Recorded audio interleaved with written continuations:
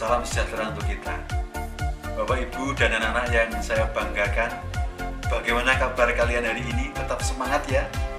Hari ini kita akan mengikuti kegiatan MPLS pada hari yang ketiga, sekaligus hari yang terakhir.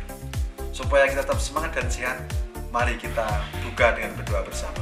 Menurut agama masing-masing, berdoa dipersilakan. Berdoa selesai. Selamat mengikuti. Assalamualaikum warahmatullahi wabarakatuh. Selamat pagi. Jadi, salam sejahtera bagi kita semua. Om Swastiastu, Namo Buddhaya, salam kebajikan.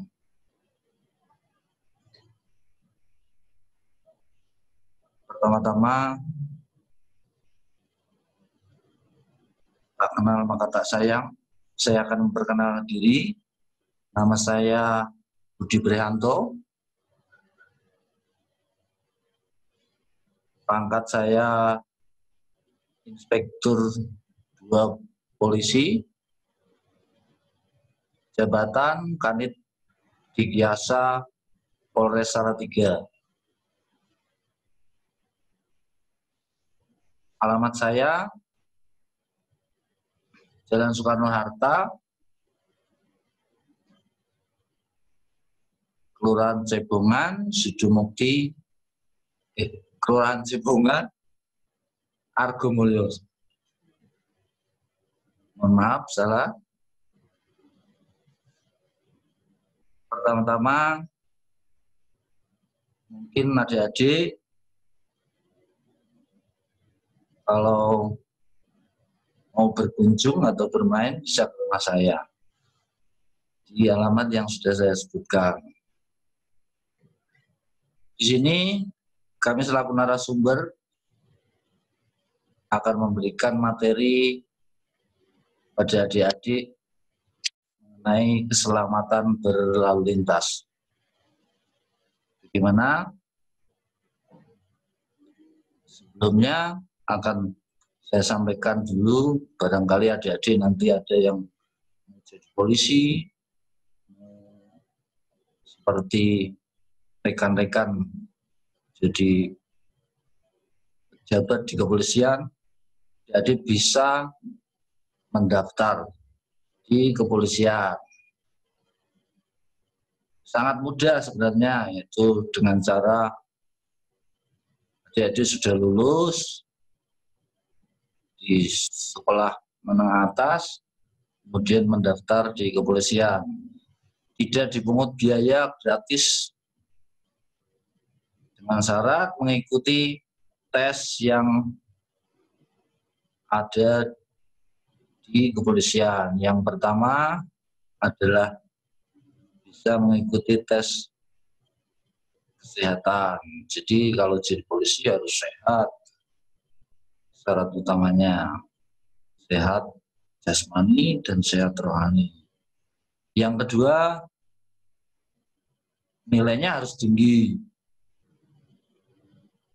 untuk memenuhi syarat akademis. Nilainya harus tinggi. Yang ketiga, lulus tes jasmani. Yang keempat, lulus tes psikologi. Itu 4 item yang harus adik-adik pelajari untuk bisa menjadi seorang polisi. Tataran polisi ada banyak sekali. Kalau yang tinggi, yang paling tinggi bisa Akpol. Yang kedua bisa Bintara atau SIPSS, yaitu Pasca Sarjana. Kemudian ada yang utama-utama. Saya rasa itu informasi saya. Sekarang saya akan masuk ke materi masalah keselamatan berlalu lintas. Dasarnya adalah Undang-Undang Republik Indonesia Nomor 22 Tahun 2009 tentang lalu lintas dan angkutan jalan. Nah, seperti ini. Untuk anak-anak di bawah umur 17 tahun sebenarnya belum boleh menggunakan kendaraan bermotor. Jadi harus di atas 17 tahun dan mempunyai surat izin mengemudi. Nah, jadi nanti kalau jadi polisi, lihat ini mobilnya keren-keren toh.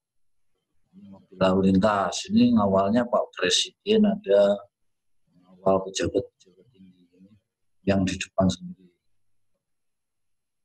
Nah, ini mobil Sabara ada seperti ini. Ini mengawal duta besar.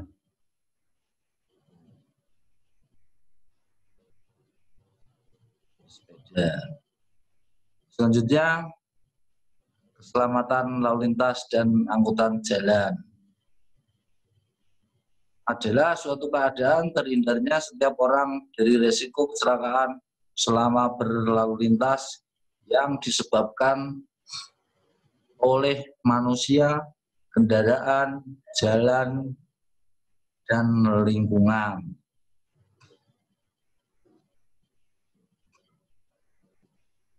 Cara aman berlalu lintas: menggunakan helm. Yang kemudian dilihat dulu kendaraannya, kelengkapan pribadinya, mungkin surat-suratnya,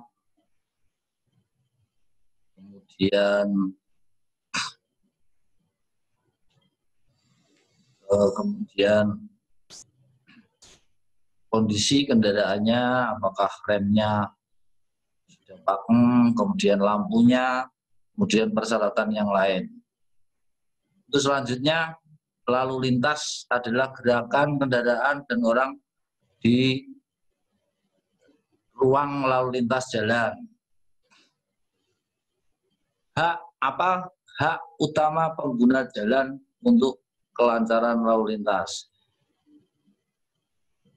Yang pertama, bagi pemakai jalan wajib mendahulukan sesuai urutan prioritas, yaitu sebagai berikut. A. Kendaraan pemadam kebakaran yang sedang melaksanakan tugas. Yang kedua, ambulan yang mengangkut orang sakit.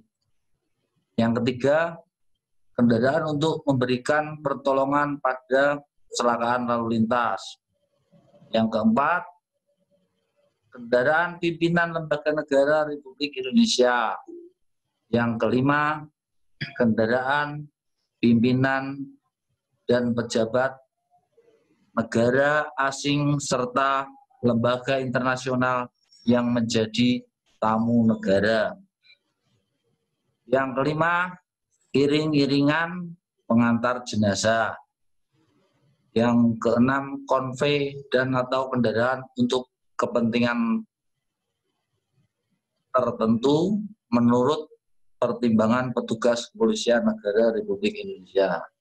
Jadi begini adik-adik, ini saya terangkan, pengguna jalan harus mengutamakan 6 poin tersebut di atas, yaitu pemadam kebakaran, ambulan,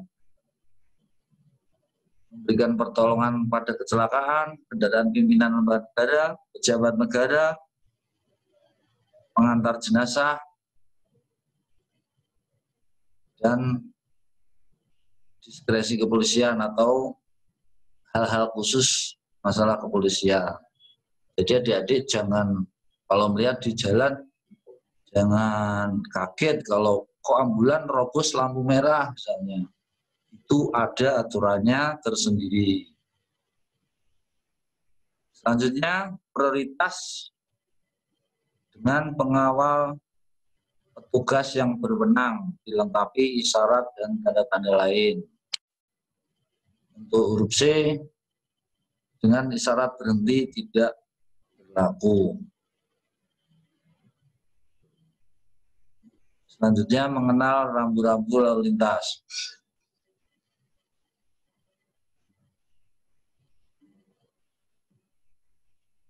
Mengenal rambu-rambu lalu lintas berarti kita ikut mendukung program keselamatan berlalu lintas. Pengertian rambu-rambu Rambu-rambu lalu lintas adalah salah satu dari perlengkapan jalan yang berupa lambang, huruf, angka, kalimat, perpaduan diantaranya sebagai peringatan, larangan, perintah, petunjuk bagi pemakai jalan. 4 jenis peringatan, larangan, perintah, petunjuk. Kayaknya terlalu rumit. Misalnya lampu merah, oh itu dilarang berhenti. Berarti adik-adik kalau di jalan raya, kalau lampu merah harus berhenti. Kemudian lampu kuning, oh peringatan, berarti sudah mulai harus berhenti karena sebentar lagi pasti mengarah ke lampu merah. Kemudian lampu hijau, itu petunjuk untuk kendaraan jalan. Untuk biru, perintah. Seperti itu. Kenapa? Kalau misalnya jadi lampu merah jalan, nanti pasti terjadi kecelakaan lalu lintas. Jenis dan fungsi rambu. Jadi banyak sekali rambu-rambu lalu lintas yang harus dipelajari oleh adik-adik. Jadi kalau pas adik-adik sudah buat SIM, sudah umur 17 tahun, jadi sudah bisa. Oh ini rambunya merah berhenti misalnya seperti itu. Jadi adik-adik bisa menjadi polisi kecil. Misalnya adik-adik sedang boncengan sama ayahnya atau ibunya. Misalnya ibunya lupa kalau lampu merah itu harus berhenti, adik-adik bisa mengingatkan sama ayahnya, ayah lampu merah itu berhenti ya. Adik-adik ya. Sekarang akan saya jelaskan jenis dan fungsi rambu. Yang pertama, rambu peringatan. Digunakan untuk memberi peringatan kemungkinan ada bahaya atau tempat berbahaya di bagian jalan di depannya. Rambu peringatan ditempatkan sekurang-kurangnya pada jam 50 pada jarak 50 meter atau pada jarak tertentu sebelum tempat bahaya dengan memperhatikan lalu lintas, cuaca, dan keadaan jalan yang disebabkan oleh faktor geografis, geometris, permukaan jalan, dan kecepatan rencana jalan. Rambu peringatan dapat dilengkapi dengan papan tambahan. Warna dasar rambu peringatan berwarna kuning dengan lambang atau tulisan hitam. Gambar rambu peringatan. Nah, untuk coret atasnya ada titiknya, hati-hati. Kemudian orang nyebrang di zebra cross, peringatan banyak lalu lintas pejalan kaki menggunakan fasilitas penyeberangan. Kemudian ada orang merah sama hijau. Itu bagi pejalan kaki, yaitu peringatan, lampu isyarat, penyeberangan jalan. Jadi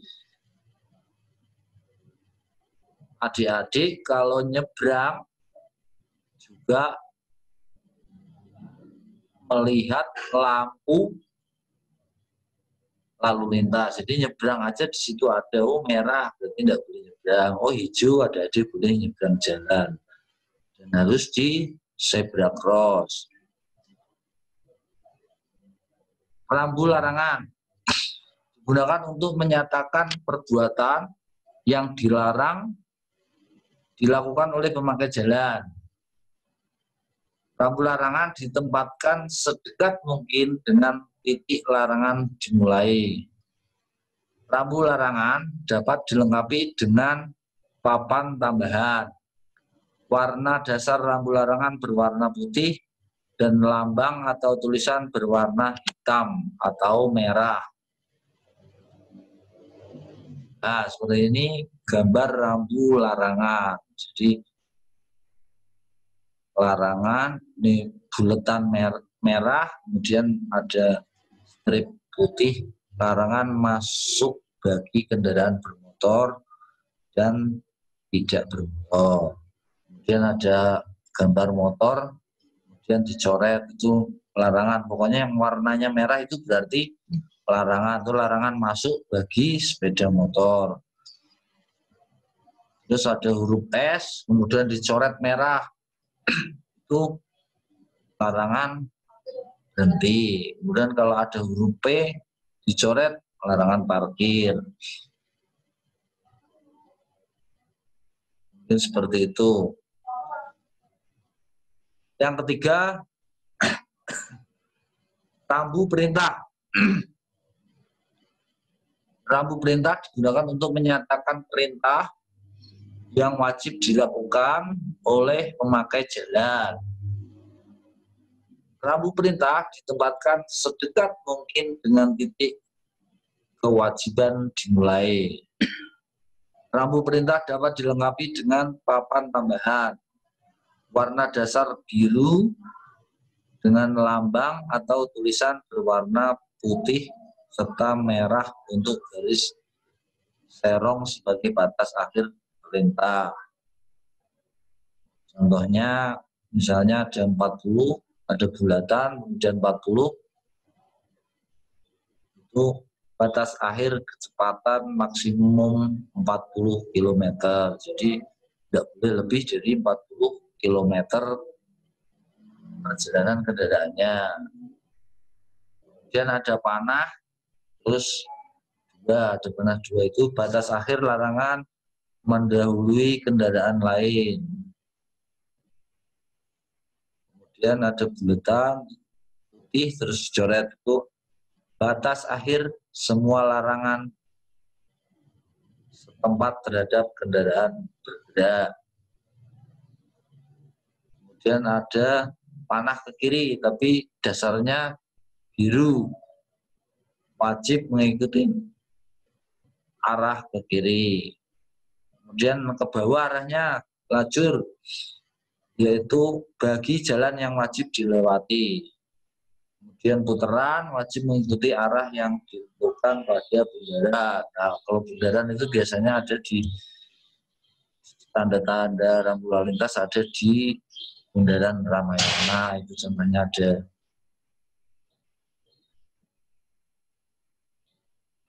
Masih rambu perintah, misalnya ada panah ke kiri, ada panah ke kanan, perintah mengikuti arah ke kanan. Jadi kalau bapak ibunya naik mobil itu, saya itu arahnya ke kanan, itu. Saya rasa masih banyak lagi rambu-rambunya untuk diikuti. Nah, ini ada yang stop, ada berhenti. Berarti kalau ada tulisan stop berhenti misalnya digunakan pada operasi. Kemudian ada segitiga itu berjalan, itu adalah larangan. Rambu perintah. Yang keempat adalah rambu petunjuk. Digunakan untuk menyatakan petunjuk jurusan, jalan, situasi, kota, tempat pengaturan, fasilitas, dan lain-lain bagi pemakai jalan. Selanjutnya untuk menyatakan jarak dapat digunakan papan tambahan atau dicantumkan pada rambu itu sendiri. Nah, seperti ini ada orang menyeberang di zebra cross, yaitu petunjuk lokasi fasilitas penyeberangan pejalan kaki. Kemudian ada huruf P, petunjuk lokasi fasilitas parkir. Kemudian ada palang merah, itu petunjuk lokasi balai kesehatan, bahwa di tempat itu ada balai kesehatan, yaitu puskesmas, balai pertolongan pertama, dan yang sejenisnya. Nah, seperti ini yuk patuhi lalu lintas, tertib lalu lintas budaya anak bangsa. Apa toh harus pakai helm? Nah, ini akan saya terangkan. Helm harusnya yang standar SNI, yaitu standar nasional. Kemudian cara pakainya, talinya diikatkan, mungkin bisa diikatkan di sini sampai bunyi klik gitu. Itu cara pakai helmnya. Kalau enggak, ayahnya nanti dikasih tahu kalau pakai helm, kata Pak Polisi harus bunyi klik. Kalau helm yang standar nasional. Di dalam peraturan lalu lintas, semua yang mengendarai kendaraan bermotor wajib, ya, jadi ya wajib memakai helm. Jadi adik-adik biar dibonceng sama ayahnya, kalau tidak pakai helm jangan mau ya, harus pakai helm, kata Pak Polisi. Baik yang mengemudi berarti ayahnya juga harus pakai helm, kemudian adik yang dibonceng juga harus memakai helm. Kadang-kadang adik-adik bilang pakai motor, tidak pakai helm, kemudian boncengan 3. Bahkan ada yang sampai 5, banyak tidak pakai helm, tidak punya surat-surat, biar sudah bisa. Nanti kalau terjadi kecelakaan di jalan, adik-adik sendiri yang rugi.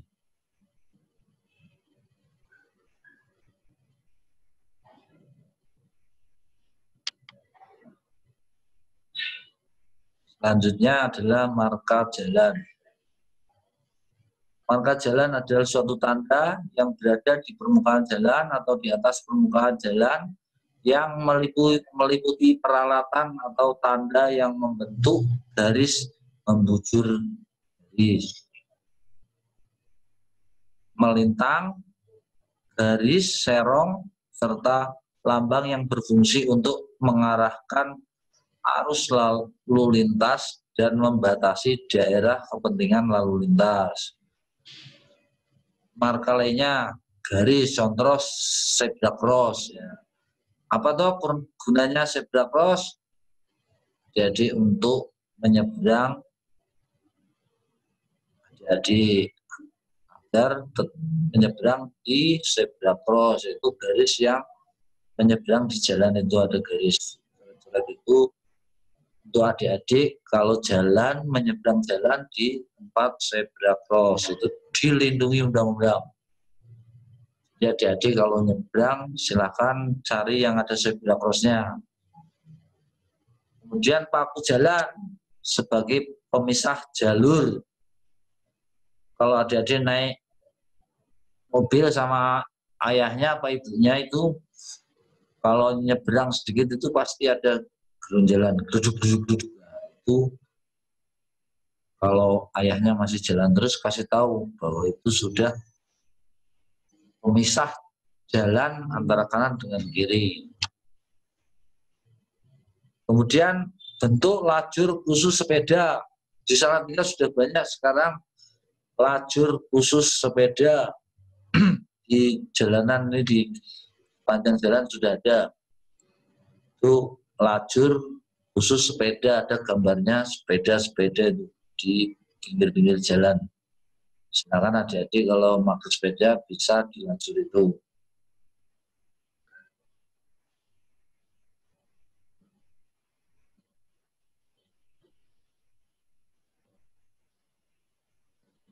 Bagaimana caranya aman di jalan? Tips selama berlalu lintas. Yang pertama, adik-adik harus berdoa kepada Tuhan Yang Maha Esa. Kemudian yang kedua, yakinkan diri kita dalam kondisi sehat jasmani dan rohani, serta tidak terpengaruh obat-obatan atau alkohol. Yang ketiga, perlengkapan diri kita, yaitu helm sebagai pengaman, SIM, kacamata, jaket, sarung tangan, perlengkapan pribadinya. Helm pengaman, kacamata, jaket, sarung tangan, kemudian sepatu. Yang keempat, pahami karakter kendaraan yang digunakan. Kemudian yang kelima, cek perlengkapan kendaraan, yaitu rem, roda, lampu, dan lain-lain. Dan jangan lupa surat penting seperti SIM, STNK.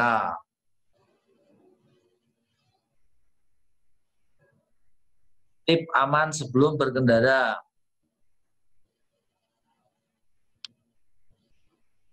Kondisi sehat jasmani dan rohani.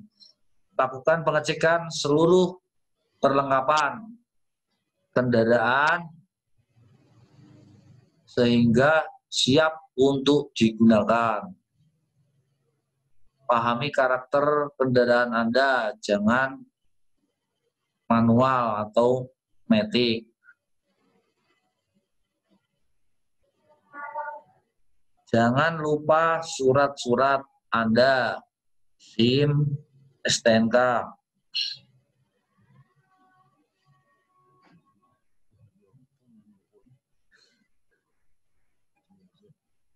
Kesimpulan, yaitu sadar, sabar, dan solider dalam berlalu lintas. Awas, waspada, dan berhati-hati dalam berlalu lintas. Disiplin, taat pada undang-undang dan aturan lalu lintas. Antri tidak mencerobot, menyalip tanpa perhitungan. Rawat diri dan kendaraan agar tetap layak jalan dan selalu siap pakai. Itu yang dapat kami sampaikan, mudah-mudahan bermanfaat bagi adik-adik semua. Untuk tambahan, karena adik-adik saat ini belum bisa bersekolah bertatap muka secara langsung, untuk situasi ini apabila adik-adik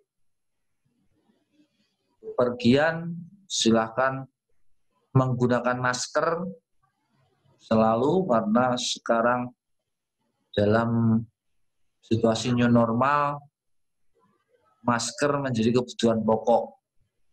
Jadi adik-adik harus menggunakan masker. Kalau enggak, adik-adik bisa kena sanksi. Yang kedua, selalu cuci tangan agar terhindar dari COVID-19. Cuci tangan menggunakan sabun. Kemudian hand sanitizer, silakan menggunakan hand sanitizer. Selanjutnya, tetap jaga jarak kepada siapa aja. Minimal 1 meter jaraknya dengan rekan-rekan yang lain. Itu bertujuan untuk memutus mata rantai COVID-19. Selanjutnya,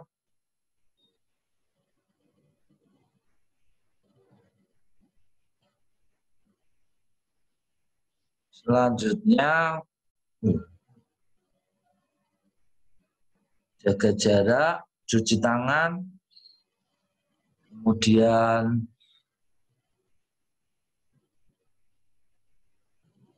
menggunakan masker,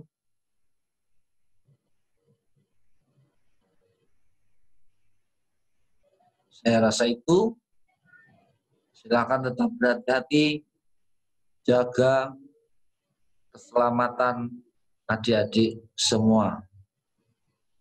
Itu yang bisa saya sampaikan, semoga bermanfaat bagi adik-adik semua. Selamat belajar, semoga adik-adik menjadi generasi penerus yang bermanfaat bagi bangsa dan negara. Wabillahi taufik wal hidayah. Wassalamualaikum warahmatullahi wabarakatuh. Assalamualaikum warahmatullahi wabarakatuh. Salam sejahtera untuk kita. Yang saya hormati Bapak Ibu orang tua peserta didik SD Negeri 1 Salatiga dan anak-anakku kelas 1 sampai kelas 6 yang saya banggakan. Kita bersyukur bahwa hari ini kita sudah selesai mengikuti kegiatan MPLS selama 3 hari. Mudah-mudahan Bapak Ibu orang tua peserta didik dan anak-anakku semua sudah mulai mengenal kelasnya masing-masing, sudah mulai mengenal gurunya masing-masing, sehingga nantinya kita bisa belajar bersama dengan nyaman. Kami ucapkan terima kasih dan penghargaan yang setinggi-tingginya kepada semua pihak yang turut serta mendukung jalannya kegiatan MPLS ini. Oleh sebab itu, akan kami tutup kegiatan MPLS SD Negeri 1 ini secara resmi. Saya tutup. Terima kasih.